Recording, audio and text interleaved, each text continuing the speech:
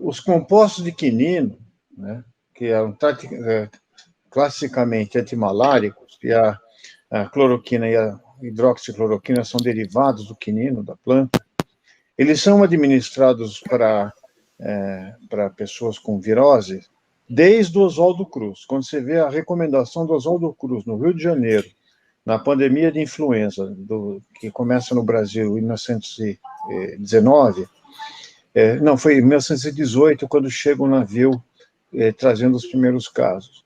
Ela já tinha sido recomendada e foi usada em várias situações de virose sem sucesso, evidente. Ela foi utilizada no H1N1, foi utilizada no SARS, no MERS, foi utilizada durante vários outros episódios de vírus, tanto da influenza quanto do coronavírus. In vitro, se existe um efeito, ele talvez seja administrado nas fases muito iniciais, mas no início, esses estudos não se mostraram, até hoje não tem um estudo consistente que tenha mostrado real benefício. A cloroquina, quando começou o SARS-CoV-2, tanto na China quanto na Itália, se tentou de novo, porque os compostos de quinino têm efeito antiviral in vitro, ou seja, quando você expõe os vírus em cultura a eles, sem dúvida alguma. E também alguns vermífugos, e vários outros compostos. Mas mesmo o Remdesivir, que é um antiviral específico desenhado, também foi demonstrado com efeitos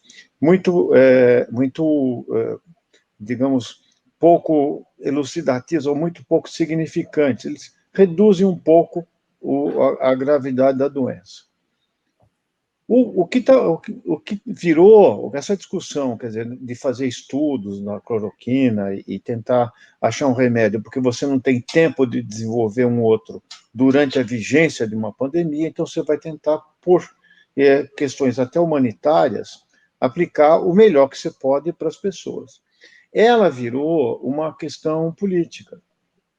Quer dizer, começou nos Estados Unidos, quando o presidente Trump disse que seria possível reduzir a mortalidade com a cloroquina, no sentido de, não de dar segurança às pessoas, mas de permitir o retorno às atividades econômicas, dizendo, olha, se você ficar doente, esse remédio vai te segurar.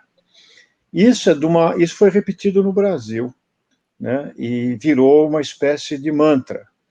Há algumas pessoas, até cientistas sérias, que estudam a cloroquina e alguns defendem o uso da cloroquina nas fases muito iniciais das doenças. O problema é que, dada a realidade do brasileiro, quando o indivíduo chega a um sistema de saúde, normalmente ele já está com insuficiência respiratória, com lesão grave da barreira que separa o ar dos capilares, e aí, no caso, o problema é esperar que a pessoa recupere essa lesão criada pelo vírus.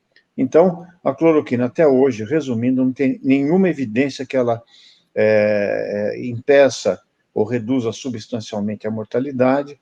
Se existir, é numa fase muito inicial, que a maior parte dos brasileiros não terá acesso, e ela pode causar a impressão de que você pode reduzir o seu nível de distanciamento social, confiando na presença de um remédio. Então, é a primeira vez, isso sempre acontece nesses períodos, que você tem uma interferência política na prescrição de uma medicação.